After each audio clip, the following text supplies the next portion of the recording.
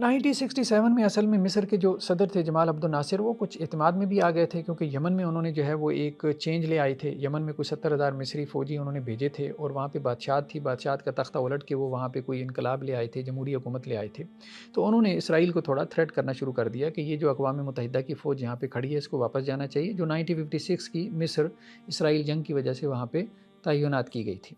تو اب اسرائیل نے جو ہے وہ انسیکیور ہو کے حملے میں پہل کر دی۔ 1967 کے اندر جو ہے وہ اسرائیل نے مصر کے اوپر جو ہے وہ حملہ کر دیا، اور مصر کی 1/3 کہتے ہیں فضائیہ جو ہے وہ ایئر فورس اس نے ایئرپورٹس کے اوپر کھڑے کھڑے تباہ کر دی۔ کوئی 400 سے زائد جو ہے وہ طیارے مصر کے تباہ کر دیے گئے۔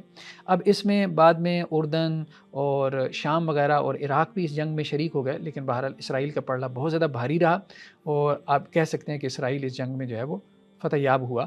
21,000 عربوں کے جو ہے وہ فوجی آپ کہہ لیں کہ شہید ہو گئے، یا 6,000 جو ہے وہ قیدی بھی بنے، 400 ان کے طیارے تباہ ہوئے۔ دوسری طرف اسرائیل کا نقصان کیا تھا، کوئی 800 فوجی مارے گئے تھے۔ تو بڑی شکست کی وجہ تو یہی تھی کہ مصر جو ہے وہ یمن کے مسائل کے اندر الجھا ہوا تھا، اور اس نے ادھر اسرائیل کے ساتھ جو ہے وہ پنگا لینے کی کوشش کی، تو اسرائیل نے انسیکیور ہو کے جو ہے وہ حملہ کر دیا۔ تو مصر کو یہ سوٹ نہیں کرتا تھا۔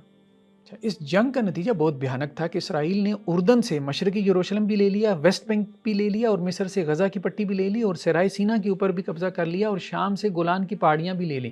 یعنی سب کے علاقے جو ہے وہ دبا لی۔ اب سب کچھ اسرائیل کے پاس آ گیا، سب کچھ اسرائیل کے پاس آ گیا۔